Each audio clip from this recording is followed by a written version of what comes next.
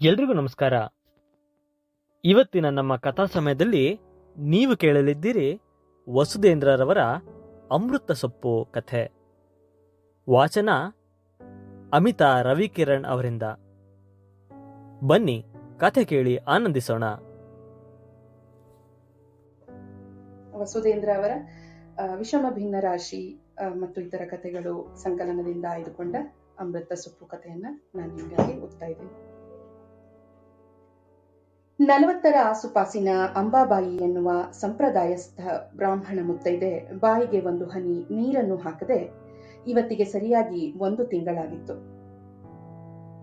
ಸಮಸ್ಯೆ ಏನೆಂದರೆ ಆಕೆಯ ಆರೋಗ್ಯದಲ್ಲಿ ಯಾವ ತೊಂದರೆಯೂ ಇಲ್ಲದೆ ಗಟ್ಟಿಮುಟ್ಟಾಗಿದ್ಲು.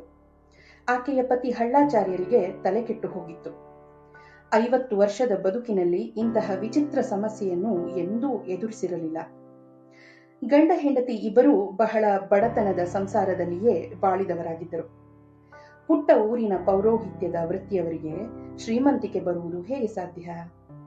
ಒಂದು ಹೊತ್ತು ಊಟಕ್ಕಿದ್ದರೆ ಮತ್ತೊಂದು ಹೊತ್ತು ಉಪವಾಸ ಅವರಿಗೆ ಅಭ್ಯಾಸವಾಗಿತ್ತು. ಎಷ್ಟೋ ಬಾರಿ ಅಡುಗೆ ಮಾಡಲು ದಿನಸಿಯೂ ಇಲ್ಲದೆ ದ್ವಾದಶಿಯ ದಿನವೂ ಉಪವಾಸ ಮಾಡಿದ ಅನುಭವ ಇಬ್ಬರಿಗೂ ಇದೆ. ಅವರ ಊರಿನಲ್ಲಿ ಪುಣ್ಯದ ನದಿ ತುಂಗಭದ್ರಾ ಹರಿಯುತ್ತಾಳದ್ದರಿಂದ ಯಾವ ಹೊತ್ತಿಗೆ ಅವಳ ಬಳಿ ಹೋದರೂ ಹೊಟ್ಟೆ ತುಂಬುವಷ್ಟು ಅಮೃತದಂತಹ ನೀರನ್ನು ನೀಡುತ್ತಾಳೆ. ಆ ಕಾರಣಕ್ಕಾಗಿಯೇ ಅವರು ಪುಣ್ಯವಂತರು ಎಂದು ಹೇಳಬಹುದು. ಆದರೆ ಈಗ ಕಾಲ ಬದಲಾಗಿದೆ.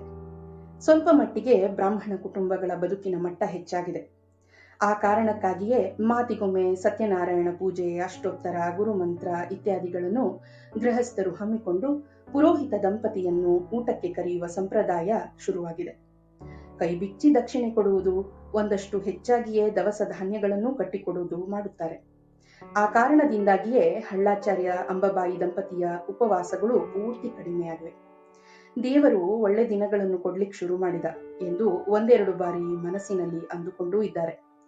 ಹಾಗೆ ಅಂದುಕೊಂಡಿದ್ದೇ ದೃಷ್ಟಿ ಆಯ್ತೋ ಏನೋ ಎನ್ನುವಂತೆ ಅಂಬಾಬಾಯಿ ಏನು ತಿನ್ನಲಾಗದಂತೆ ಕೂತು ಬಿಟ್ಟಿದ್ದಾಳೆ. ಅಂಬಾಬಾಯಿ ತನಗಿಂತಲೂ ದೊಡ್ಡ ಹೊಟ್ಟೆಯೋಳು ಎಂದು ಹಳ್ಳಾಚಾರ್ಯರಿಗೆ ಯಾವತ್ತೂ ಅಸೂಹೆ ಇತ್ತು. ಎಲೆ ಮುಂದೆ ಕೂತ್ರೆ ಸಾಕು, ಸೊಗಸಾಗಿ 4 ಹೋಳಿಗೆ ಕತ್ತರಿಸ್ತಾಳೆ. ಬಿಡೆ ಮಾಡ್ಕೋಬೇಡ್ರಿ ಅಂಬಾಬಾಯಿ ಎಂದು ಬಾರಿ ಬಾರಿ ಹೇಳುತ್ತಾ ಹೆಂಗಸರು ಆಕೆಗೆ ತುಸು ಹೆಚ್ಚೇ ತುಪ್ಪ ಹಾಲನ್ನು ಬಡಿಸುತ್ತಾರೆ. ಅನ್ನ ಅಂದ್ರ ಅನ್ನಪೂರ್ಣಾದೇವಿನ ನಮ್ಮವ್ವ, ದೇವ್ರ ಮುಂದೆ ಕೂತ ಮನುಷ್ಯ ಸಂಕೋಚ ಮಾಡ್ಲಿಕ್ಕೆ ಆಗ್ತದೇನು? ಇನ್ನೊಂದ್ ಸ್ವಲ್ಪ ಪಾಯಸ ಬಡ್ಸು, ಚಲೋ ಮಾಡಿ ಎಂದು ಅಂಬಾಬಾಯಿಯು ನಿರ್ಭೀಡೆಯಿಂದ ಎಲ್ಲವನ್ನೂ 2 ಬಾರಿ ಬಡಿಸಿಕೊಂಡು ಊಟ ಮಾಡುತ್ತಿದ್ದಳು.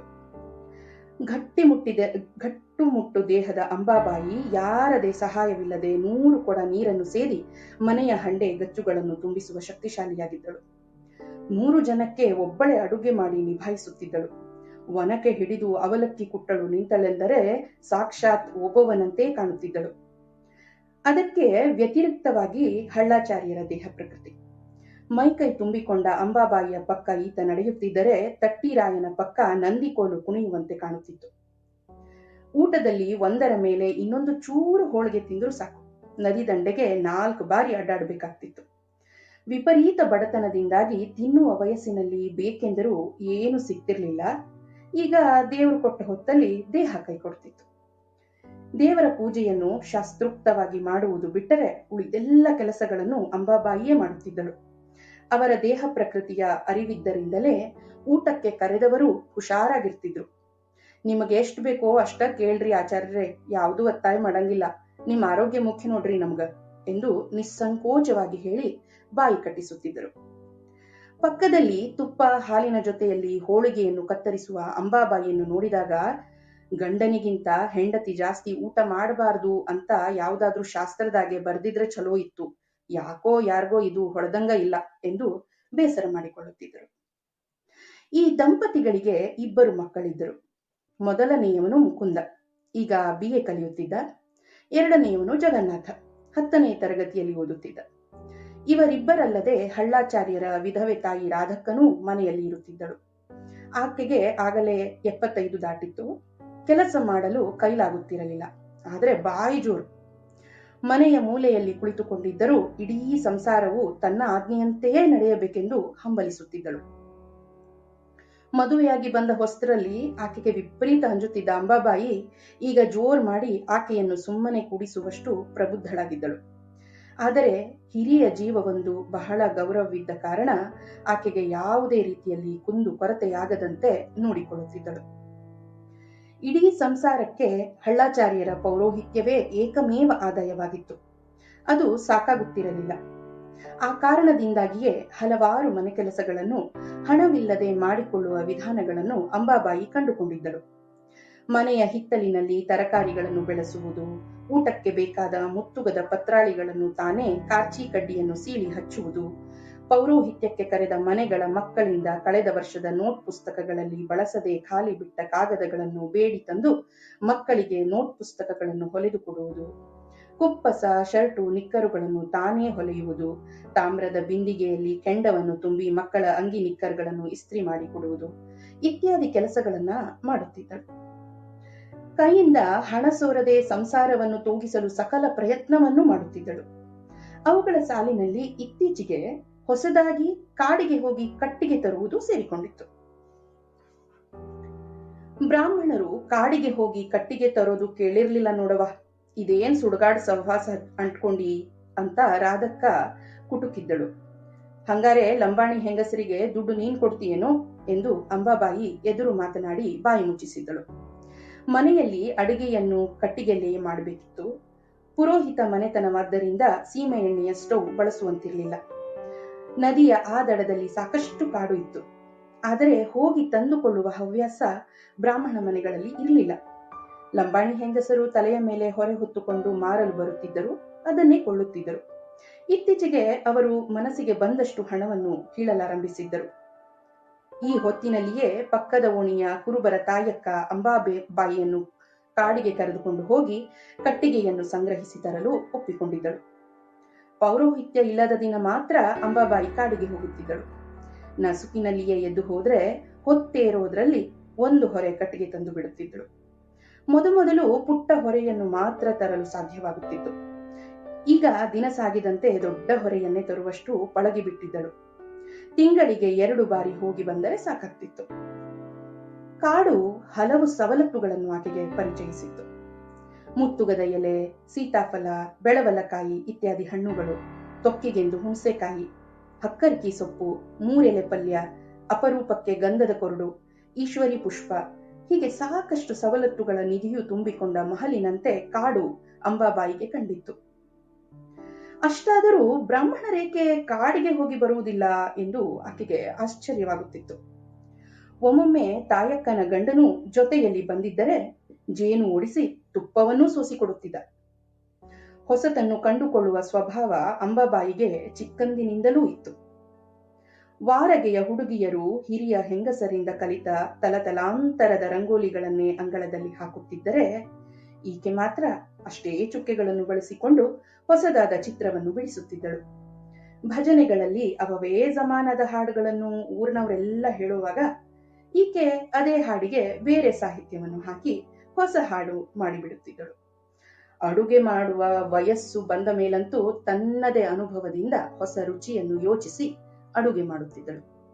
ಎಲ್ಲ ಸಲವೂ ಪ್ರಯೋಗದಲ್ಲಿ ಯಶಸ್ವಿಯಾಗುತ್ತಿರಲಿಲ್ಲ. ಕೈ ಕೊಟ್ಟಾಗ ಹಿರಿಯರಿಂದ ಬಯಸಿಕೊಳ್ತಿದ್ಲು. ಆದರೆ ಏನಾದ್ರೂ ಯಶಸ್ವಿಯಾಗಿ ಬಿಟ್ಟು ಯಾರಾದ್ರೂ ಹೊಗಳಿದ್ರೆ ಸಾಕು, ಅದು ಮತ್ತಷ್ಟು ಪ್ರಯೋಗಗಳಿಗೆ ಆಕೆಯನ್ನ ಪ್ರೇರೇಪಿಸುತ್ತಿತ್ತು. ಮದುವೆಯಾದ ಮೇಲೆ ಹಳ್ಳಾಚಾರ್ಯರಿಗೆ ಆಕೆಯ ಅನ್ವೇಷಣೆಯ ಹುಚ್ಚು ವಿಪರೀತವೆನಿಸಿ ಆ ರಾತ್ರಿಯ ಕತ್ತಲಿನಲ್ಲಿಯೇ ಎತ್ತು ಹೊಗೆ ಎಂದು ನಾಚಿಕೊಳ್ಳುತ್ತಿದ್ದರು. ಪಡಸಾಲೆಯ ಮೂಲೆಯಲ್ಲಿ ಮಲಗಿದ್ದ ರಾಧಕ್ಕಳು ಮಗನ ಈ ಉದ್ಗಾರವನ್ನು ಕೇಳಿ ರಾಮರಾಮ ಎಂದು ಗಲ್ಲ ಬಡಿದುಕೊಂಡು ಮಗ್ಗಲು ಬದಲಾಯಿಸುತ್ತಿದ್ದಳು. ಕಾಡಿನ ಪ್ರವೇಶ ಶುರು ಮಾಡಿದ ಮೇಲೆ ಕೇಳಬೇಕೆ, ಅಲ್ಲಿಯ 108 ಸಂಗತಿಗಳು ಅಂಬಾಬಾಯಿಯನ್ನು ವಿಶೇಷವಾಗಿ ಆಕರ್ಷಿಸಿ ಕರೆಯಲಾರಂಭಿಸಿದ್ದವು. ಹೊಸ ಹೂ, ಬಳ್ಳಿ, ಸೊಪ್ಪು, ಕಟ್ಟಿಗೆ, ಹಣ್ಣು, ಕ್ರಿಮಿ, ಮೃಗ, ಮಣ್ಣು, ಕೆರೆ, ನೀರು ಎಲ್ಲವೂ ವಿಶೇಷ ಎನಿಸುತ್ತಿದ್ದವು. ಇಷ್ಟೆಲ್ಲ ಸಂಪತ್ತನ್ನು ಅಡಗಿಸಿಕೊಂಡ ಕಾಡು ಊರಿನ ಹತ್ತಿರವೇ ಇದ್ದರೂ ಯಾಕೆ ಎಲ್ಲರೂ ಅದರ ಉಪಯೋಗವನ್ನು ಪಡೆದುಕೊಳ್ಳುವುದಿಲ್ಲ ಎಂದು ಆಕೆಗೆ ಅಚ್ಚರಿಯಾಗುತ್ತಿತ್ತು. ವಾರಕ್ಕೆ 1-2 ಬಾರಿ ಹೋಗಿ ಬಂದರೂ ಸಾಕು, ಮನೆಗೆ ಅಷ್ಟೊಂದು ಅನುಕೂಲವಾಗುತ್ತದೆ ಎಂದು ಅನಿಸಿತ್ತು. ಆದರೆ ಆಕೆಯ ಮಾತನ್ನ ವಾರಿಗೆಯವರು ಕಿವಿಗೆ ಹಾಕಿಕೊಳ್ಳುತ್ತಿರಲಿಲ್ಲ. ಬ್ರಾಹ್ಮಣರು ಕಾಡಿಗೆ ಹೋಗೋದು ನಾವಂತೂ ಕೇಳಿಲ್ಲ ಬಿಡವ್ವ ಎಂದು ಮೂಗಿನ ಮೇಲೆ ಬೆರಳಿಡುತ್ತಿದ್ದರು. ಕಾಡಿನಲ್ಲಿ ಕಾಣುವ ಸಾವಿರಾರು ಬಗೆಯ ಸೊಪ್ಪುಗಳು ಅಂಬಾಬಾಯಿಯ ಪ್ರಯೋಗಕ್ಕೆ ಕಾರಣವಾದವು. ಬೇರೆ ಬೇರೆ ರೀತಿಯ ಸೊಪ್ಪುಗಳ ರುಚಿ ನೋಡಿ ಅವುಗಳ ಹುಳುಪಲ್ಯ ಅಥವಾ ಪಲ್ಯವನ್ನು ಮಾಡಲು ಸಾಧ್ಯವೇ ಎಂದು ಪ್ರಯತ್ನಿಸಲಾರಂಭಿಸಿದಳು. ಹುಷಾರಕ್ಕ, ಯಾವ್ದಾದ್ರೂ ವಿಷದ ಸೊಪ್ಪು ಇದ್ರೆ ಪ್ರಾಣ ತೆಗೆದು ಬಿಡ್ತದೆ, ರಾಕ್ಷಸ ಸೊಪ್ಪುಗಳು ಕಾಡ್ನಾಗಿರ್ತವೆ ಎಂದು ತಾಯಕ್ಕ ಎಚ್ಚರಿಸುತ್ತಿದ್ದಳು. ಆಕೆಯ ಎಚ್ಚರಿಕೆಯು ಸಣ್ಣಗೆ ಭಯವನ್ನು ಹುಟ್ಟಿಸಿದರೂ ಅವಳ ಅನ್ವೇಷಣೆಯ ಸ್ವಭಾವ ಅದನ್ನು ನಿರ್ಲಕ್ಷಿಸುವಂತೆ ಮಾಡಿಬಿಟ್ಟಿತು. ಆದ್ರೆ ಹೊಸ ಸೊಪ್ಪನ್ನು ನೇರವಾಗಿ ತಿನ್ನದೆ ಅದರ ಪಲ್ಯವನ್ನು ಮಾಡಿ ಮನೆಗೆ ದಿನನಿತ್ಯ ಬರುವ ಬೀದಿ ನಾಯಿಗೆ ಅನ್ನದ ಜೊತೆಯಲ್ಲಿ ಕಲಸಿಕೊಡುತ್ತಿದ್ದಳು. ಅದು ವಿರೋಧ ವ್ಯಕ್ತಪಡಿಸದೆ ತಿಂದರೆ ಅದನ್ನು ಮೊದಲು ತನ್ನ ಮೇಲೆ ಪ್ರಯೋಗಿಸಿಕೊಳ್ಳುತ್ತಿದ್ದಳು. ಇಷ್ಟವಾಗಿ ಮರುದಿನ ತನ್ನ ಆರೋಗ್ಯಕ್ಕೆ ಏನೂ ಆಗದಿದ್ದರೆ ಮಾತ್ರ ಗಂಡ ಮಕ್ಕಳಿಗೆ ಅಡುಗೆ ಮಾಡಿ ಹಾಕುತ್ತಿದ್ದಳು. ಅವರು ಊಟ ಮಾಡಿ ಮುಗಿದ ಮೇಲೆ ಹೊಸ ಸೊಪ್ಪಿನ ವಿಚಾರವನ್ನು ಹೇಳುತ್ತಿದ್ದಳು. ತನ್ನ ಮಹಾನ್ವೇಷಣೆಯನ್ನು ಪೇಟೆಂಟ್ ಮಾಡಿಕೊಳ್ಳುವಂತೆ ಆ ಹೊಸ ಸೊಪ್ಪಿಗೊಂದು ವಿಶೇಷ ಹೆಸರನ್ನು ಕೊಡುತ್ತಿದ್ದಳು. ದುಂಡನೆಯ ಎಲೆಗೆ ಚಂದ್ರ ಸೊಪ್ಪು ಎಂದು, 5 ಜೋಡಿಯ ಎಲೆಗಳಲ್ಲಿಯೇ ಲಭ್ಯವಾಗುವ ಸೊಪ್ಪಿಗೆ ಅಂಗೈ ಸೊಪ್ಪು ಎಂತಲೂ, ಕಡು ಹಸಿರು ಬಣ್ಣದ ಸೊಪ್ಪೊಂದಕ್ಕೆ ಕಾಡಿಗೆ ಸೊಪ್ಪು ಎಂದು ನಾಮಕರಣ ಮಾಡಿದ್ದಳು. ಚಂದ್ರ ಸೊಪ್ಪು ಮನೆಯವರೆಲ್ಲರಿಗೂ ಇಷ್ಟ ಆಗಿತ್ತು. 4-5 ಬಾರಿ ಅದನ್ನು ಮಾಡಿಸಿಕೊಂಡು ತಿಂದಿದ್ದರೂ ಕೂಡ ಯಜಮಾನರು ಮಾತ್ರ ಅವು ವಿಶ್ವಾಮಿತ್ರ ಸೃಷ್ಟಿಯಾಗಿದ್ರೆ ಏನ್ ಮಾಡ್ತೀಯೇ ಎಂದು ಗಾಬರಿ ಬಿದ್ದು ಕೇಳಿದ್ದರು. ನಮಗೊಬ್ಬಳು ಶಕುಂತಲೆ ಹುಡ್ತಾಳೆ ಅಂದ್ಕೊಳ್ತೀನಿ ಎಂದು ಅಂಬಾಬಾಯಿ ಮುಸಿ ಮುಸಿ ನಕ್ಕಿದ್ದಳು. ಈ ಬಾರಿ ಅಂಬಾಬಾಯಿಯ ಪ್ರಯೋಗ ಯಾರು ಊಹಿಸದ ರೀತಿಯಲ್ಲಿ ಕೈಕೊಟ್ಟಿತು. ಆವತ್ತು ಕಾಡಿಗೆ ತಾಯಕ್ಕನು ಬಂದಿರಲಿಲ್ಲ. ಮನೆಗೆ ನೆಂಟರು ಬಂದಿದ್ದಾರೆಂದು ಹೇಳಿದ್ದಳು. ಮನೆಯಲ್ಲಿ ಕಟ್ಟಿಗೆ ಒಂದಷ್ಟು ಇರಲಿಲ್ಲ. ಜೊತೆಗೆ ಸ್ವಲ್ಪ ಮುತ್ತುಗದ ಎಲೆಗಳನ್ನು ಹರಿದು ತರಬೇಕಿತ್ತು. ಆ ಕಾರಣದಿಂದಾಗಿ ಅಂಬಾಬಾಯಿ ಬೆಳಿಗ್ಗೆಯೇ ಎದ್ದು ಒಬ್ಬಳೇ ಹೋಗಿದ್ದಳು. 8 ಗಂಟೆಯ ಹೊತ್ತಿಗೆ ವಾಪಸ್ಸಾಗಿ ಗಂಡನ ದೇವರ ಪೂಜೆಗೆ ಅನುವು ಮಾಡಿಕೊಡಬೇಕು ಎಂದು ಆಲೋಚಿಸಿದ್ದಳು. ಒಣ ಕಟ್ಟಿಗೆಗಳು ಸಾಕಷ್ಟು ಸಿಕ್ಕಿದ್ದವು. ಅವುಗಳನ್ನ ಪೇರಿಸಿ ಒಂದು ಪುಟ್ಟ ಹೊರೆಯನ್ನು ಮಾಡಿಕೊಂಡಳು.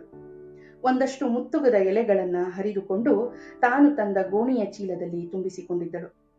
ಅಲ್ಲಿಯೇ ಹರಿಯುತ್ತಿದ್ದ ನೀರನ್ನು ಕುಡಿದು ಊರಿಗೆ ಹಿಂದಿರುಗುವುದಕ್ಕೆ ಮುಂಚೆ ದಣಿವಾರಿಸಿಕೊಳ್ಳುವ ಸಲುವಾಗಿ ಒಂದು ಕಲ್ಲಿನ ಮೇಲೆ ಕುಳಿತುಕೊಂಡಳು. ಹರಿಯುತ್ತಿದ್ದ ಸ್ವಚ್ಛವಾದ ನೀರಿನಲ್ಲಿ ಕಾಲು ಬುಟ್ಟಿಕೊಂಡಿದ್ದಳು. ಪುಟ್ಟ ಪುಟ್ಟ ಮೀನುಗಳು ಕಾಲನ್ನು ಸೋಕಿ ಕಚಗುಳಿ ಇಡುವಾಗ ಖುಷಿಯಾಗುತ್ತಿತ್ತು. ಆ ತೊರೆ ನೇರವಾಗಿ ತುಂಗಭದ್ರೆಯನ್ನು ಸೇರುತ್ತಿತ್ತು. ಪ್ರಕೃತಿಯ ಮಡಿಲಲ್ಲಿ ಮಗುವಾದ ಅಂಬಾಬಾಯಿಯ ಮನಸ್ಸು ಎಂತಹುದೋ ಸಂತಸದಲ್ಲಿ ನಲಿದಾಡುತ್ತಿತ್ತು. ಆ ಹೊತ್ತಿನಲ್ಲಿಯೇ ಆ ಪುಟ್ಟ ಗುಹೆ ಆಕೆಗೆ ಕಂಡಿತು. ಹಿಂದೆಂದೂ ಅದನ್ನು ನೋಡಿದ ನೆನಪು ಆಕೆಗಾಗ್ಲಿಲ್ಲ. ಒಳಗಿನಿಂದ ಅದೆಂತಹದೋ ವಿಶೇಷ ಹಸಿರು ಬೆಳಕು ಹೊಮ್ಮುತ್ತಿತ್ತು. ಆ ಬೆಳಕು ಆಕೆಯನ್ನ ಆಕರ್ಷಿಸಿತು. ಗುಹೆಯ ದ್ವಾರ ತುಂಬಾ ಚಿಕ್ಕದಿದ್ದರಿಂದ ತಲೆ ತಗ್ಗಿಸಿ ಒಳಗೆ ಹೋಗ್ಬೇಕಿತ್ತು. ಆದರೆ ಒಳಗೆ ಗುಹೆಯ ಪ್ರಾಂಗಣ ವಿಶಾಲವಾಗಿತ್ತು.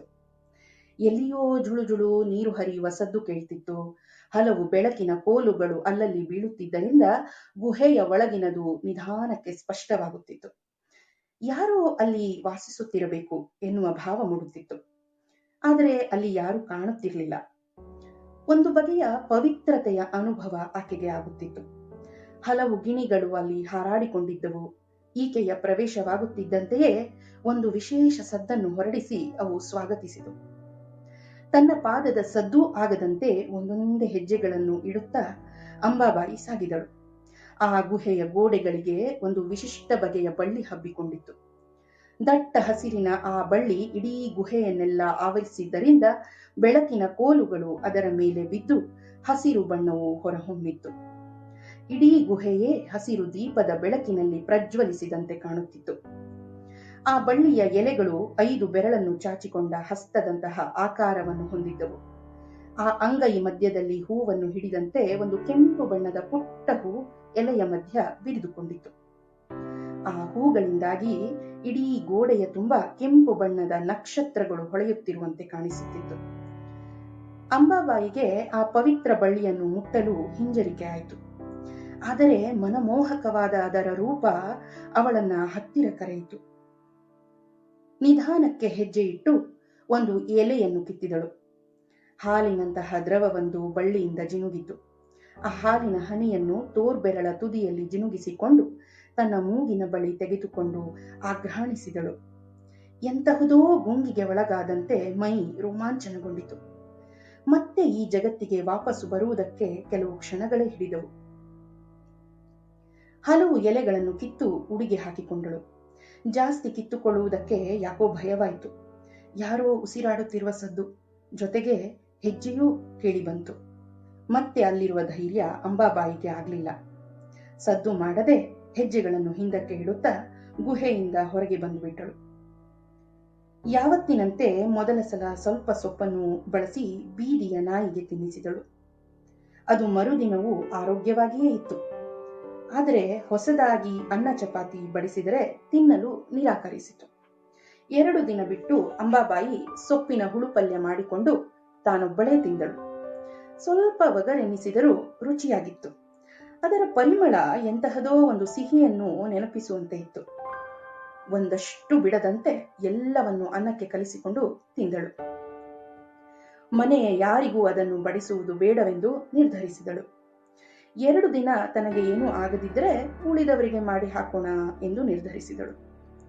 ಅಂಬಾಬಾಯಿಗೆ ತಾನೊಂದು ದೊಡ್ಡ ಸಮಸ್ಯೆಯಲ್ಲಿ ಸಿಲುಕು ಬಿದ್ದೆ ಎಂಬುದು ಆ ಸಮಯದಲ್ಲಿ ತಿಳಿಯಲೇ ಇಲ್ಲ. ಅಂಬಾಬಾಯಿಯ ಹಸಿವೆ ಕಟ್ಟಿ ಹೋಯಿತು. ಏನೂ ತಿನ್ನಬೇಕು ಎಂದು ಅನ್ನಿಸಲೇ ಇಲ್ಲ. ಬೆಳಿಗ್ಗೆಯ ತಿಂಡಿ, ಮಧ್ಯಾಹ್ನದ ಊಟ, ಸಂಜೆಯ ಹೆಚ್ಚಿದ ಅವಲಕ್ಕಿ ಮತ್ತು ರಾತ್ರಿಯ ಊಟ ಯಾವುದು ಬೇಡವಾಗಿ ಹೋಯಿತು. ಉಳಿದ ಸಂಗತಿಗಳಂತಿರಲಿ, ದಿನಕ್ಕೆ 3 ಬಾರಿ ಇಚ್ಛೆಯಿಂದ ಮಾಡಿಕೊಳ್ಳುತ್ತಿದ್ದ ಕಾಫಿಯೂ ಬೇಡವೆನಿಸಿತು. ನೀರಿನ ಹನಿಯೂ ಬೇಡವಾಗಿ ಹೋಯಿತು. ಇಡೀ ದಿನ ನಿರಾಹಾರದ ಏಕಾದಶಿ ಮಾಡಿದಂತೆ ಉಪವಾಸವಿದ್ದಳು. ಯಾಕೋ ಆ ಸೊಪ್ಪು ತಿಂದು ಎಡವಟ್ಟು ಮಾಡಿಕೊಂಡೆ ಎಂದು ಕಳವಳವಾಗಲಾರಂಭಿಸಿತು. ಆದರೂ ಮನಸ್ಸಿಗೆ ಧೈರ್ಯ ತಂದುಕೊಂಡು 1 ದಿನ ಉಪವಾಸ ಇದ್ದರೆ ಏನಾಯ್ತು, ನಾಳೆ ಹೇಗೂ ಹೊಟ್ಟೆ ಹಸಿಯತ್ತೆ, ತಿಂದಿರಾಯ್ತು, ವಾಂತಿ ಭೇದಿ ತಲೆನೋವು ಅಂಥದ್ದೇನೂ ಆಗಿಲ್ವಲ್ಲ ಅಂದ ಮೇಲೆ ಅದು ಒಳ್ಳೆಯ ಸೊಪ್ಪೆ ಎಂದು ನಿರ್ಧರಿಸಿದಳು. 2ನೇ ದಿನವೂ ಅದೇ ಪುನರಾವರ್ತನೆ ಆಯಿತು. 1 ಹನಿ ನೀರನ್ನು ಬಾಯೊಳಗೆ ಹಾಕಲು ಮನಸ್ಸಾಗಲಿಲ್ಲ. ಆದರೂ ಬಲವಂತದಿಂದ 1 ಬಾಳೆಯ ಹಣ್ಣನ್ನು ತಿಂದಳು. ಆದರೆ ತಿಂದ 2 ನಿಮಿಷಕ್ಕೆ ಅದಿಷ್ಟು ಹಣ್ಣು ವಾಂತಿಯಾಗಿ ಹೊರಗೆ ಬಂತು. ಮತ್ತೆ ಬಲವಂತದಿಂದ ತಿನ್ನುವ ಅಥವಾ ಕುಡಿಯುವ ಸಾಹಸಕ್ಕೆ ಹೋಗದೆ ಸುಮ್ಮನಾಗಿ ಬಿಟ್ಟಳು. 2 ದಿನದಿಂದ ತಾನು ಶೌಚಕ್ಕೆ ಹೋಗಿಲ್ಲ ಎನ್ನುವುದು ತಿಳಿಯಿತು. ಸಾಮಾನ್ಯವಾಗಿ ಬೆಳಕು ಹರಿಯುವುದರೊಳಗೆ ನದಿ ದಂಡೆಗೆ ಯಾರಾದರೂ ಅಕ್ಕಪಕ್ಕದ ಮನೆಯವರನ್ನ ಜೋಡಿ ಮಾಡಿಕೊಂಡು ಹೋಗಿಬಿಡುವುದು ರೂಢಿ. ಈ 2 ದಿನದಿಂದ ಹೋಗುವ ಒತ್ತಡವೇ ಬಂದಿರಲಿಲ್ಲ. ಬಲವಂತಕ್ಕೆ ತಾನೊಬ್ಬಳೇ ಸಂಜೆಯ ವೇಳೆ ನದಿ ದಂಡೆಗೆ ಹೋಗಿ ಕುಳಿತು ತಿಣುಕಿದಳು. ಏನೂ ಬರಲಿಲ್ಲ. ಹೊಟ್ಟೆಗೆ ಹನಿ ನೀರೂ ಹೋಗಿಲ್ಲವೆಂದ ಮೇಲೆ ಶೌಚಕ್ಕೆ ಆಸ್ಪದವಾದರೂ ಎಲ್ಲಿ? ಶೌಚದ ಮಾತೆಂತಿರಲಿ, 2 ದಿನದಿಂದ ತಾನು ಮೂತ್ರವನ್ನೂ ಮಾಡಿಲ್ಲ ಎಂಬ ಸತ್ಯ ನೆನೆದು ಹೌಹಾರಿದಳು. ಆ ರಾತ್ರಿ ವಿಚಿತ್ರ ಭಯದಲ್ಲಿ ಹಳ್ಳಾಚಾರ್ಯರಿಗೆ ತನ್ನ ಸಂಕಷ್ಟವನ್ನು ಹೇಳಿಕೊಂಡಳು. 2 ದಿನದಿಂದ ಊಟನೂ ಮಾಡಿಲ್ಲ, ದೊಡ್ಡಿ ಹುಚ್ಚಿನೂ ಆಗಿಲ್ಲ, ಯಾಕೋ ಬಹಳ ಕಳವಳ ಆಗ್ತದ್ರಿ ಎಂದಳು. ನಿದ್ದೆಯ ಜೊಂಪಿನಲ್ಲಿದ್ದ ಹಳ್ಳಾಚಾರ್ಯರು ಆ ಸಮಸ್ಯೆಗೆ ಗಂಭೀರವಾಗಿ ಪ್ರತಿಕ್ರಿಯಿಸುವ ಮನಸ್ಥಿತಿಯಲ್ಲಿ ಇರಲಿಲ್ಲ. ಊಟ ಹೋಗ್ಲಿಲ್ಲ ಅಂದ್ರೆ ಒಳ್ಳೇದು ಆಯ್ತು ಬಿಡು, ದುಡ್ಡು ಉಳಿತು, ದಿನ ಬಯಲ್ ಕಡೆ ಹೋಗೋ ಉಪದ್ರ ನಿಂತದ ಅಂದ್ರ ಸಂತೋಷ ಪಡು ಎಂದು ಎಡವಟ್ಟಾಗಿ ಹೇಳಿ ನಿದ್ದೆ ಹೋಗ್ಬಿಟ್ರು. ಆದರೆ ಅಷ್ಟು ಸುಲಭವಾಗಿ ಹಳ್ಳಾಚಾರ್ಯರು ಆಕೆಯ ಹಸಿವು ಶೌಚವನ್ನು ಕೊಡವಿಕೊಳ್ಳುವಂತಿರಲಿಲ್ಲ. ಅದು ಅವರ ಆರ್ಥಿಕ ವರಮಾನದ ಬುಡಕ್ಕೆ ಕೊಡಲಿ ಏಟು ಹಾಕುತ್ತದೆಂಬುದು 1-2 ದಿನಗಳಲ್ಲೇ ಗೊತ್ತಾಗಿ ಹೋಯಿತು. 3ನೆಯ ದಿನ ದಂಪತಿ ಸಮೇತ ಇಬ್ಬರಿಗೂ ಶ್ರೀಮಂತ ಮನೆಯಲ್ಲಿ ಊಟಕ್ಕೆ ಕರೆದಿದ್ದರು. ಆದರೆ ಎಲೆಯ ಮುಂದೆ ಕುಳಿತ ಅಂಬಾಬಾಯಿ ಏನ್ ತಾನೇ ತಿಂದಳು? ಬಲವಂತಕ್ಕೆ ತುರುಕಿದರೆ ಅದು ಹೊರ ಬಂದು ಬಿಡುತ್ತದೆ ಎಂದು ತಿಳಿದ ಹಿಂದಿನ 2 ದಿನಗಳಿಂದ ಮನಗಂಡಿದ್ದಳು. ಆದ್ದರಿಂದ 1 ತುತ್ತು ಸೇವಿಸದೆ ಸುಮ್ಮನೆ ಎಲೆಯ ಮುಂದೆ ಕುಳಿತು ಬಿಟ್ಟಳು. ಮನೆಯವರು ಎಷ್ಟು ಬಲವಂತ ಮಾಡಿದರೂ ಊಟ ಮಾಡುವ ಧೈರ್ಯ ಮಾಡಲಿಲ್ಲ. ಅಮ್ಮನ ವೈದಿಕ ಮಾಡಿದ ಯಜಮಾನನಿಗೆ ಆಹ್ವಾನ ಕೊಟ್ಟ ಮುತ್ತೈದೆ 1 ಅಗಳೂ ಸೇವಿಸದೆ ಹೋಗಿದ್ದು ಅತ್ಯಂತ ದುಃಖದ ವಿಷಯವಾಗಿತ್ತು. ಸಂಜೆಗೆಲ್ಲ ಈ ವಿಷಯ ಊರಿಗೆಲ್ಲ ಡಂಗುರವಾಯಿತು. ಬಂಧುಗಳು, ಪ್ರೀತಿ ಪಾತ್ರರು, ಇವರ ಏಳ್ಗೆಯನ್ನು ಕಂಡು ಕರಗುವವರು ಎಲ್ಲರೂ ಬಂದು ಅಂಬಾಬಾಯಿಯನ್ನು ಮಾತನಾಡಿಸಿಕೊಂಡು ಹೋದರು. ಎಲ್ಲರಿಗೂ ನಡೆದ ಸಂಗತಿಯನ್ನು ಹೇಳಿ ಸಾಕಾಗಿ ಹೋಯಿತು. ಒಂದಷ್ಟು ಜನ ತಾವು ಮಾಡಿದ ಯಾವುದೋ ವಿಶೇಷ ಖಾದ್ಯವನ್ನು ಕಟ್ಟಿಕೊಂಡು ಬಂದು ತಿನ್ನಿಸಲು ನೋಡಿದರು. ಅಂಬಾಬಾಯಿ ಮುಟ್ಟಲೇ ಇಲ್ಲ. ಬಲವಂತದಿಂದ ತಿನ್ನಿಸಿದರೆ 2 ನಿಮಿಷಕ್ಕೆ ವಾಂತಿಯಾಗಿ ಹೋಗುತ್ತಿತ್ತು. ಈ ರೋಚಕ ಸುದ್ದಿ ಬಾಯಿಯಿಂದ ಬಾಯಿಗೆ ಹಬ್ಬುತ್ತಾ ಹೋಯಿತು. ಅಂದಿನಿಂದ ಹಳ್ಳಾಚಾರ್ಯರಿಗೆ ಪೂಜೆಯ ಆಹ್ವಾನಗಳು ಬರುವುದು ನಿಂತು ಹೋಯಿತು. ಒಂದಗಳೂ ಊಟವನ್ನು ತೆಗೆದುಕೊಳ್ಳದ ಮುತ್ತೈದೆಯಿಂದ ಯಾರಿಗೆ ತಾನೇ ಸಂತೋಷವಾಗಿತ್ತು ಹೇಳಿ? ಯಾರೂ ಹಳ್ಳಾಚಾರ್ಯರ ಸಹವಾಸಕ್ಕೆ ಹೋಗಲಿಲ್ಲ. ಊರಿನ ಬೇರೆ ಪುರೋಹಿತರಿಗೆ ಹೇಳಿ ಪೂಜೆಯ ಕಾರ್ಯಗಳನ್ನು ಮುಗಿಸಿಕೊಳ್ಳತೊಡಗಿದರು. ಈ ಬಿಸಿ ಹಳ್ಳಾಚಾರ್ಯರಿಗೆ ತಟ್ಟತೊಡಗಿತು. ಇದೇನ್ ಅವಸ್ಥೆ ಮಾಡ್ಕೊಂಡು ಕೂತ್ಬಿಟ್ಟಿಯೇ ಎಂದು ಹೆಂಡತಿ ಮೇಲೆ ರೇಗಾಡಿದ್ರು. ಆಕೆಯಾದರೂ ಏನು ಮಾಡಿಯಾಳು? ಕೊನೆಗೆ ಡಾಕ್ಟರರ ಬಳಿ ಕರೆದುಕೊಂಡು ಹೋದ್ರು. ಡಾಕ್ಟರರು ಅಂಬಾಬಾಯಿಯನ್ನು ಪರೀಕ್ಷಿಸಿದರು. ಆಕೆಯಲ್ಲಿ ಯಾವ ಸಮಸ್ಯೆಯೂ ಕಾಣಲಿಲ್ಲ. ಕಣ್ಣಿನಲ್ಲಿ ಬ್ಯಾಟರಿ ಹಿಡಿದು ಪರೀಕ್ಷಿಸಿದಾಗ ದೇಹದಲ್ಲಿ ರಕ್ತದ ಪ್ರಮಾಣವು ಸೊಗಸಾಗಿ ಇದೆ ಎನ್ನುವುದು ತಿಳಿಯಿತು. ಇವತ್ತಿಗೂ ಅಂಬಾಬಾಯಿ ಮನೆಯ ಬಾವಿ ನೀರು ಸೇದಿ ಹಾಕುತ್ತಾಳೆ ಎಂದು ಗೊತ್ತಾದ ಮೇಲೆ ಆಕೆಗೆ ಚೈತನ್ಯವೂ ಕುಸಿದಿಲ್ಲ ಎಂದು ತಿಳಿಯಿತು. ಹಾಗಿದ್ದರೆ ಯಾವ ಪರಿಹಾರವನ್ನು ಕೊಡಬೇಕು? ಅಷ್ಟಕ್ಕೂ ಏನಾದ್ರೂ ಮಾತ್ರೆಯನ್ನು ಬರೆದು ಕೊಟ್ಟರೆ ಅದನ್ನು ತೆಗೆದುಕೊಂಡ ಮರುಗಳಿಗೆಯೇ ಅದು ವಾಂತಿಯ ರೂಪದಲ್ಲಿ ಹೊರಬರುತ್ತಿತ್ತು. ಕೊನೆಗೆ ನಡೆದ ಘಟನೆಯನ್ನು ವಿಶದವಾಗಿ ಕೆದಕಿದಾಗ ಅಂಬಾಬಾಯಿ ಕಾಡಿನಿಂದ ತಂದು ತಿಂದ ಸೊಪ್ಪಿನ ಬಗ್ಗೆ ಬಾಯ್ಬಿಟ್ಟಳು. ಆ ಸೊಪ್ಪಿನ ಹೆಸರೇನಾದ್ರೂ ಗೊತ್ತಾ ಎಂದು ಡಾಕ್ಟರು ಕೇಳಿದ್ರು. ಆ ಹೊತ್ತಿನಲ್ಲಿಯೂ ಆ ಹೊಸ ಸೊಪ್ಪಿಗೆ ಒಂದು ಸೊಗಸಾದ ಹೆಸರಿಡಬೇಕು ಎಂದು ಅಂಬಾಬಾಯಿಗೆ ಅನ್ನಿಸಿತು. ಒಂದು ಕ್ಷಣ ಆಲೋಚಿಸಿ ಅಮೃತ ಸೊಪ್ಪು ಎಂದಳು. ಇದ್ಯಾವ ಸೊಪ್ಪಮ್ಮ, ಹೆಸರೇ ಕೇಳಿಲ್ಲಲ್ಲ ಎಂದು ಡಾಕ್ಟರು ಹೇಳಿ, ಒಂದ್ ಕೆಲಸ ಮಾಡಿ, ನಾಳೆ ಆ ಅಮೃತ ಸೊಪ್ಪಿನ 2 ಎಲೆಗಳನ್ನ ತಕೊಂಡ್ ಬನ್ನಿ, ಬಳ್ಳಾರಿಗೆ ಕಳುಹಿಸಿಕೊಟ್ಟು ಬೇರೆ ಡಾಕ್ಟರ್ ಜೊತೆ ವಿಚಾರಿಸುತ್ತೇನೆ ಎಂದು ಹೇಳಿದ್ರು. ಮರುದಿನ ತಾಯಕ್ಕನನ್ನು ಜೊತೆ ಮಾಡಿಕೊಂಡು ಅಮೃತ ಸೊಪ್ಪನ್ನು ಹುಡುಕಲು ಅಂಬಾಬಾಯಿ ಹೊರಟಳು. ದಾರಿಯುದ್ದಕ್ಕೂ ಗುಹೆಯೊಳಗಿನ ಬಳ್ಳಿ, ಗಿಳಿಗಳು, ಬಿಸಿಲು ಕೋಲು, ಉಸಿರಾಟದ ಸದ್ದು ಎಲ್ಲವನ್ನು ವಿವರಿಸಿದಳು. ಇಷ್ಟು ವರ್ಷ ಆದ್ರೂ ಅದು ನನ್ನ ಕಣ್ಣಿಗೆ ಬಿದ್ದಿಲ್ಲಲ್ಲ ನೋಡವ ಎಂದು ತಾಯವ್ವ ಅಚ್ಚರಿಯ ಧ್ವನಿಯಲ್ಲಿ ಗಲ್ಲವನ್ನು ಅಂಗೈಯಲ್ಲಿ ಹಿಡಿದು ವಯ್ಯಾರ ಮಾಡಿ ಉದ್ಗರಿಸಿದ್ದಳು. ಅಮೃತ ಸೊಪ್ಪಿನ ಮಾತಿರ್ಲಿ, ಆ ಗುಹೆಯೇ ಅವರಿಬ್ಬರ ಕಣ್ಣಿಗೆ ಕಾಣಲಿಲ್ಲ. ಎಷ್ಟೇ ಹುಡುಕಿದ್ರು ಅಂತಹ ಯಾವ ಜಾಗವೂ ಅಂಬಾಬಾಯಿಗೆ ಕಾಣಿಸ್ಲಿಲ್ಲ. ಕನಸುಗಿನಸು ಕಂಡಿರೇನವ್ವ ಎಂದು ತಾಯವ್ವ ಅನುಮಾನ ಪಡಲಾರಂಭಿಸಿದಳು. ಅಯ್ಯೋ ಮಾರಾಯ್ತಿ, ನೀನು ನನ್ನ ನಂಬ್ತಿಲ್ಲೇನ? ಇಲ್ಲೇ ಇತ್ತವ ಆ ಗುಹೆ, ಒಳಗ್ ಹೋದ್ರ ಹಸಿರು ದೀಪ ಹಚ್ಚಿಟ್ಟಂಗ್ ಬೆಳಕಿತ್ತು ಎಂದು ಅಂಬಾಬಾಯಿ ಬಡಬಡಿಸಿದಳು. ಸಂಜೆವರೆಗೂ ಅವರು ಗುಹೆಯನ್ನು ಹುಡುಕಿದ್ರು. ಅದು ದಕ್ಕಲಿಲ್ಲ. ಕೊನೆಗೆ ನಿರಾಸೆಯಿಂದ ಊರಿಗೆ ವಾಪಸ್ಸಾದ್ರು. ಊಟ, ಶೌಚ ಇಲ್ಲವೆನ್ನುವುದು ಬಿಟ್ರೆ ಬೇರೆ ಯಾವ ದೈಹಿಕ ಸಮಸ್ಯೆಯೂ ಅಂಬಾಬಾಯಿಯಲ್ಲಿ ಕಾಣಲಿಲ್ಲ. ಸೊಗಸಾಗಿ ಓಡಾಡಿಕೊಂಡು ಮನೆ ಕೆಲಸ ಮಾಡಿಕೊಂಡು ಇದ್ದು ಬಿಟ್ಟಿದ್ದಳು. ಆದರೆ ಮಾನಸಿಕ ಸಮಸ್ಯೆ. ಇಡೀ ಜಗತ್ತೇ ಸೊಗಸಾಗಿ ಬಾಯಿ ಚಪ್ಪರಿಸಿಕೊಂಡು ಊಟ ಮಾಡುತ್ತಿರುವಾಗ ಈಕೆಯೊಬ್ಬಳೇ ಸುಮ್ಮನೆ ಅವರನ್ನು ನೋಡುತ್ತಾ ಕುಳಿತುಕೊಳ್ಳುವುದು ಹೇಗೆ? ದೇವರು ಕೊಟ್ಟ ನಾಲಿಗೆ, ಹಲ್ಲು, ಜೊಲ್ಲು ಯಾವುದಕ್ಕೂ ಕೆಲಸವಿಲ್ಲದೆ ಹೋದರೆ, ಎಲ್ಲಕ್ಕೂ ಮುಖ್ಯವಾಗಿ ಯಾವ ಬ್ರಾಹ್ಮಣರು ಈ ದಂಪತಿಯನ್ನು ಊಟಕ್ಕೆ ಆಹ್ವಾನಿಸದೆ ಪೌರೋಹಿತ್ಯದ ಆದಾಯವೇ ನಿಂತು ಹೋಗ್ಬಿಟ್ಟಿತ್ತು. ಸಮಸ್ಯೆ ಗಂಭೀರವಾಗತೊಡಗಿತು. ಊರಿಂದ ಊರಿಗೆ ಅಂಬಾಬಾಯಿಯ ವಿಚಿತ್ರ ಸಮಸ್ಯೆಯು ನೀಲಿ ಸುದ್ದಿಯಂತೆ ಹಬ್ಬಿತು. ಪರ ಊರಿನಿಂದಲೂ ಹಲವರು ಬಂದು ಆಕೆಯನ್ನು ಮಾತನಾಡಿಸಿಕೊಂಡು ಹೋಗುವುದು ಸಹಜವಾಯಿತು. ತನ್ನನ್ನು ಉತ್ಸವದ ಮೂರ್ತಿಯಂತೆ ವೀಕ್ಷಿಸುವ ಪರ ಊರಿನ ಜನರನ್ನು ಕಂಡು ಅಂಬಾಬಾಯಿಗೆ ಸಿಟ್ಟು ಬರತೊಡಗಿತು. ಅವರನ್ನು ಬೈದು ಕಳಿಸುತ್ತಿದ್ದಳು. ಒಂದು ದಿನ ಆಕೆಗೆ ಬಹಳ ದುಃಖವಾಗುವಂತಹ ಘಟನೆ ನಡೆಯಿತು. ಅಂಬಾಬಾಯಿಗೆ ಊರಿನಲ್ಲಿರುವ ಗುರುರಾಜ್ ಹೋಟೆಲಿನ ಮಸಾಲೆ ದೋಸೆ ಎಂದರೆ ವಿಪರೀತ ಇಷ್ಟ. ಪೌರೋಹಿತ್ಯ ಮಾಡಿಕೊಂಡಿರುವ ಈ ಸಂಸಾರ ಹೋಟೆಲಿನ ತಿಂಡಿಯನ್ನು ತಿನ್ನುವಂತಿರಲಿಲ್ಲ. ಆದರೆ ಅಂಬಾಬಾಯಿ ಅದಕ್ಕೊಂದು ಉಪಾಯ ಕಂಡುಕೊಂಡಿದ್ದಳು. ಮನೆಯಲ್ಲಿ ಗಂಡ, ಹಿರಿಯ ಮಗ ಇಲ್ಲದ ಹೊತ್ತಿನಲ್ಲಿ ತನ್ನ ಕಿರಿಯ ಮಗ ಜಗನ್ನಾಥನ ಕೈಗೆ ಹಣವನ್ನು ಕೊಟ್ಟು ಮಸಾಲೆ ದೋಸೆಯನ್ನು ತರಿಸಿಕೊಳ್ಳುತ್ತಿದ್ದಳು. ಅಮ್ಮನ ಮೇಲೆ ವಿಶೇಷ ಪ್ರೀತಿ ಇರುವ ಮಗರಾಯ ಓಡಿ ಹೋಗಿ ಯಾರಿಗೂ ಗೊತ್ತಾಗದ ರೀತಿಯಲ್ಲಿ ದೋಸೆಯನ್ನು ಬಚ್ಚಿಟ್ಟುಕೊಂಡು ತಂದು ಒಪ್ಪಿಸುತ್ತಿದ್ದ. ಮೂಲೆಯಲ್ಲಿ ಕುಳಿತ ರಾಧಕ್ಕನಿಗೆ ಈ ವಿಷಯ ಗೊತ್ತಾಗ್ತಿತ್ತು. ಇಂಥ ಪಾಪದ ಕೆಲಸ ಮಾಡಬೇಡೆ ಅಂಬಾ ಎಂದು ಗೊಣಗುತ್ತಿದ್ದಳು. ಆಕೆಯ ಮಾತನ್ನು ಕಿವಿಗೆ ಹಾಕಿಕೊಳ್ಳದ ಅಂಬಾಬಾಯಿ ಹಿತ್ತಲಿಗೆ ಹೋಗಿ ಗಪ್ ಚುಪ್ ಆಗಿ ಮಸಾಲೆ ದೋಸೆ ತಿಂದು ಬಿಡುತ್ತಿದ್ದಳು. ಆನಂತರ ಕಟ್ಟಿಕೊಂಡು ಬಂದ ಪೇಪರು, ಪತ್ರಾಳಿ, ದಾರ ಎಲ್ಲವನ್ನೂ ಬಚ್ಚಲೊಲೆಯಲ್ಲಿ ಹಾಕಿ ಬೂದಿ ಮಾಡಿಬಿಡುತ್ತಿದ್ದಳು. ಆ ಹೊತ್ತಿನಲ್ಲಿ ಜಗನ್ನಾಥ ಮನೆಯ ಅಂಗಳದಲ್ಲಿ ನಿಂತುಕೊಂಡು ಯಾರು ಮನೆಗೆ ಬರದಂತೆ ನೋಡಿಕೊಳ್ಳುತ್ತಿದ್ದ. ಅಮ್ಮನ ಹೊಸ ಅವಸ್ಥೆಯನ್ನು ನೋಡಿ ಆ ಪುಟ್ಟ ಕಂದನಿಗೆ ಒಳಗೆ ನೋವಾಗುತ್ತಿತ್ತು. ಅವಳು ಏನನ್ನು ತಿನ್ನದಿದ್ದರೂ ಖಂಡಿತ ಭಟ್ಟರ ಹೋಟೆಲಿನ ಮಸಾಲೆ ದೋಸೆಯನ್ನು ಕಂಡರೆ ಸುಮ್ಮನಿರುವುದಿಲ್ಲ ಎಂದು ಅವನಿಗೆ ಅನಿಸುತ್ತಿತ್ತು.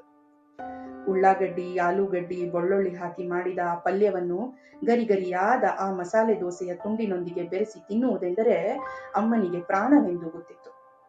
ಆದ್ದರಿಂದ ಒಂದು ದಿನ ಹೇಗೋ ತಾನೇ ಸ್ವಂತ ಹಣವನ್ನು ಸಂಪಾದಿಸಿಕೊಂಡು ಮಸಾಲೆ ದೋಸೆಯ ಪಾರ್ಸಲ್ ಅನ್ನು ಕಟ್ಟಿಕೊಂಡು ಮನೆಗೆ ಬಂದ. ಅವನು ಹತ್ತಿರ ಬರುತ್ತಲೇ ವಾಸನೆಯಿಂದಲೇ ಅಂಬಾಬಾಯಿಗೆ ಮಗ ಮಸಾಲೆ ದೋಸೆ ಕಟ್ಟಿಸಿಕೊಂಡು ಬಂದಿದ್ದಾನೆಂದು ತಿಳಿದು ಹೃದಯ ತುಂಬಿ ಬಂತು.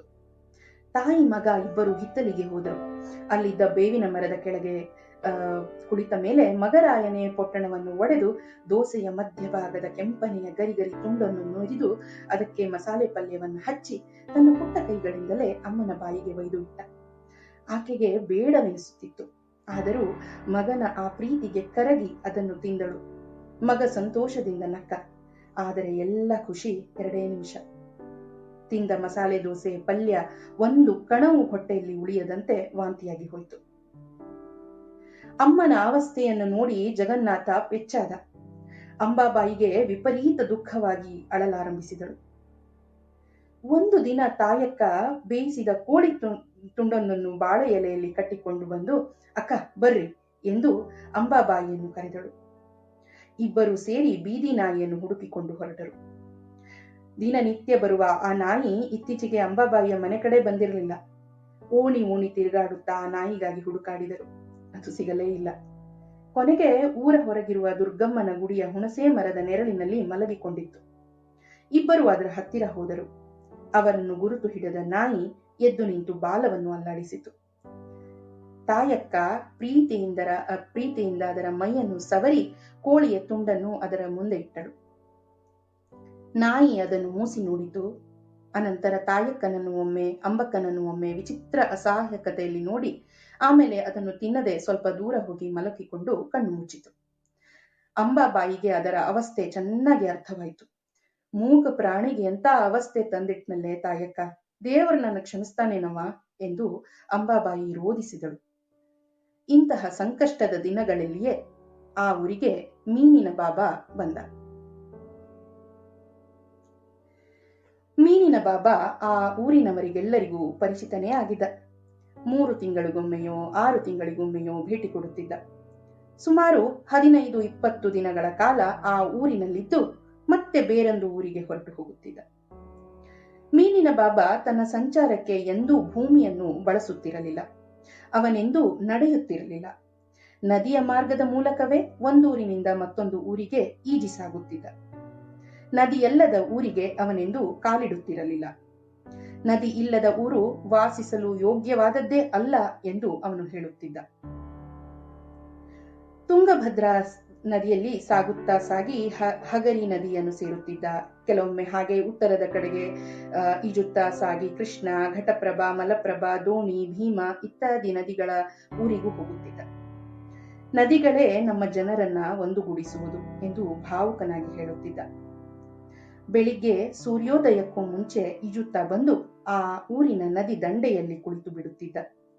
ಬೆಳಿಗ್ಗೆ ಶೌಚಕ್ಕೋ ಸ್ನಾನಕ್ಕೋ ಬಟ್ಟೆ ಒಗೆಯಲೆಂದು ನದಿಗೆ ಬಂದ ಜನ ಮೀನಿನ ಬಾಬಾ ಬಂದ ವಿಷಯವನ್ನು ಇಡೀ ಊರಿಗೆ ಹಬ್ಬಿಸುತ್ತಿದ್ದರು. ಮೀನಿನಂತೆ ಈಜುವ ಬಾಬಾನಿಗೆ ಮೀನಿನ ಬಾಬಾ ಎನ್ನುವ ಹೆಸರು ಬಂದಿರುವುದು ಅನ್ವರ್ಥಕವಾಗಿತ್ತು. ಆದರೆ ಆತನ ಮತ್ತು ಮೀನಿನ ಒಡನಾಟ ಇನ್ನೆಷ್ಟು ವಿಶೇಷವಾಗಿತ್ತು.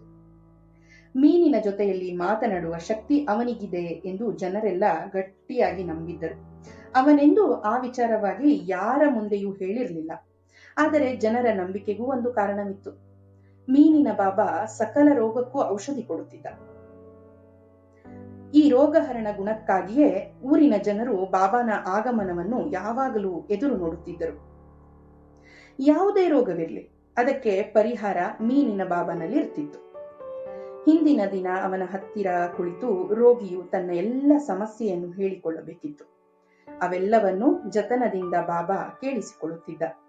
ಅನಂತರ 1-2 ಪ್ರಶ್ನೆಗಳನ್ನು ಕೇಳಿ ಉತ್ತರವನ್ನು ಪಡೆದುಕೊಳ್ಳುತ್ತಿದ್ದ. ಅದಾದ ನಂತರ ಸ್ವಲ್ಪ ಹೊತ್ತು ರೋಗಿಗೆ ಧ್ಯಾನ ಮಾಡಲು ಹೇಳಿ ತಾನೂ ಜೊತೆಯಲ್ಲಿ ಧ್ಯಾನ ಮಾಡುತ್ತಿದ್ದ.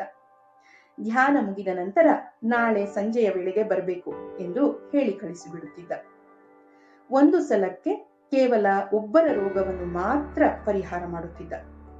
ಯಾವತ್ತೂ 70 ವಯೋಮಾನ ದಾಟಿದವರಿಗೆ ಮದ್ದು ಕೊಡುತ್ತಿರಲಿಲ್ಲ. ಜವರಾಯನಿಗೆ ಸಡ್ಡು ಹೊಡೆಯುವ ಶಕ್ತಿ ನಂಗಿಲ್ಲ ಎಂದು ಹೇಳುತ್ತಿದ್ದ. ಮರುದಿನ ನಸುಕಿನಲ್ಲಿಯೇ ನದಿಗೆ ಬೀಳುತ್ತಿದ್ದ. ಅದು ಎಲ್ಲೆಲ್ಲಿ ಈಜುತ್ತಿದ್ದನೋ ಯಾರಿಗೂ ಗೊತ್ತಿಲ್ಲ. ನದಿಯಲ್ಲಿ ಸುಳಿ, ಮೊಸಳೆ, ಜಲಪಾತ ಒಂದು ಅವನ ಈಜುವ ವೇಗಕ್ಕೆ ಅಡ್ಡಿಯಾಗುತ್ತಿರಲಿಲ್ಲ.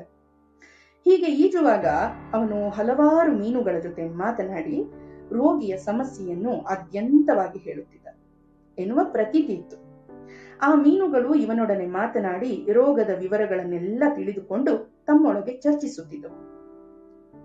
ಕೊನೆಗೆ ಅವೆಲ್ಲವೂ ಸೇರಿ ನಿರ್ಧಾರಕ್ಕೆ ಬಂದು ಒಂದು ಎಳೆಯ ವಿಶೇಷ ಮೀನನ್ನು ಅವನಿಗೆ ಉಡುಗೊರೆಯಾಗಿ ಕೊಡುತ್ತಿದ್ದವು. ಆ ಪುಟ್ಟ ಮೀನು ಅವನೊಡನೆಯೇ ಜೊತೆಯಾಗಿ ಈಜಿಕೊಂಡು ದಂಡೆಗೆ ಬರುತ್ತಿತ್ತು. ದಂಡೆಯ ಮೇಲಿನ ಕಲ್ಲು ಮಂಟಪದಲ್ಲಿ ಒಂದು ಒರಳು ಇತ್ತು. ಆ ಒರಳನ್ನು ಸ್ವಚ್ಛಗೊಳಿಸಿ ತಿಳಿಯಾದ ತುಂಗೆ ನೀರನ್ನು ಅದರಲ್ಲಿ ಹಾಕುತ್ತಿದ್ದ. ಆ ನೀರಿನಲ್ಲಿ ಮೀನುಗಳೆಲ್ಲ ಸೇರಿ ಉಡುಗೊರೆಯಾಗಿ ಕೊಟ್ಟ ಆ ಪುಟ್ಟ ಮೀನನ್ನು ಬೊಗಸೆಯಲ್ಲಿ ನೀರಿನ ಸಮೇತ ಎತ್ತುಕೊಂಡು ಹಾಕುತ್ತಿದ್ದ.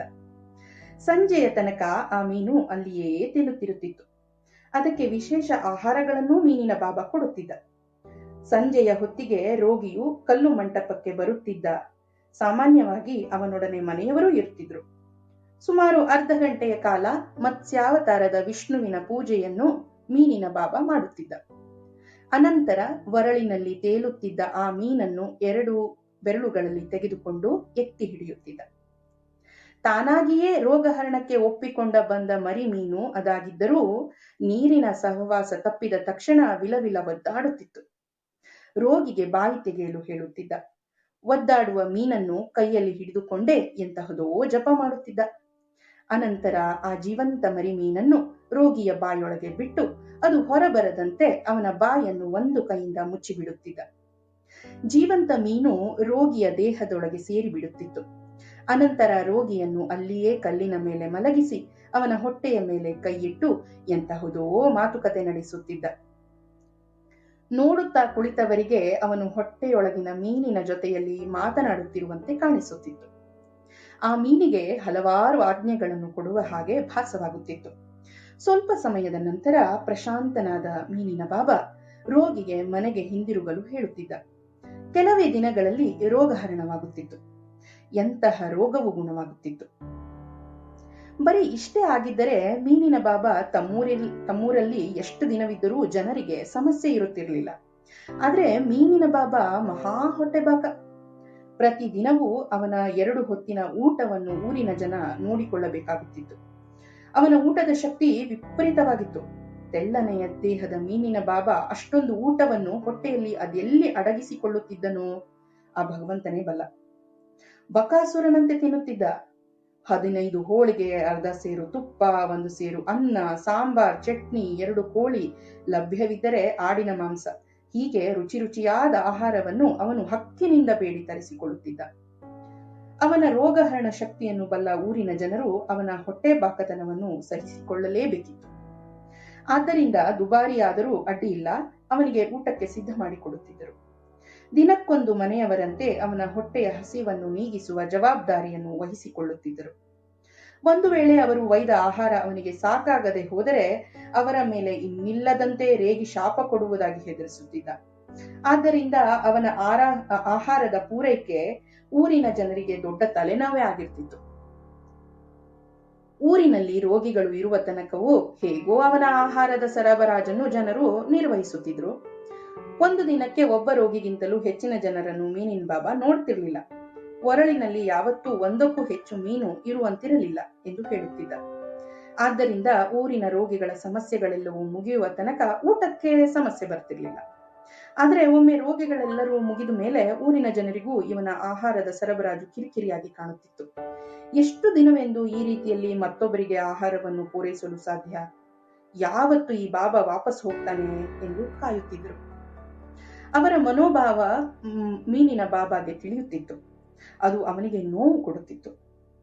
ಊರಿನ ಜನರ ಸಹನೆ ಎಲ್ಲ ಮುಗಿದ ಮೇಲೆ ಬಾಬಾನನ್ನು ಮುಂದಿನ ಊರಿಗೆ ಕಳಿಸಿಕೊಡುವುದಕ್ಕೆ ಉಪಾಯವನ್ನು ಅವರೇ ಕಂಡುಕೊಂಡಿದ್ದರು. ಊರಿನವರೆಲ್ಲ ಸಭೆ ಸೇರಿ ಬಾಬಾನನ್ನು ಯಾವತ್ತು ಬೀಳ್ಕೊಡಬೇಕು ಎಂದು ನಿರ್ಧರಿಸುತ್ತಿದ್ದರು.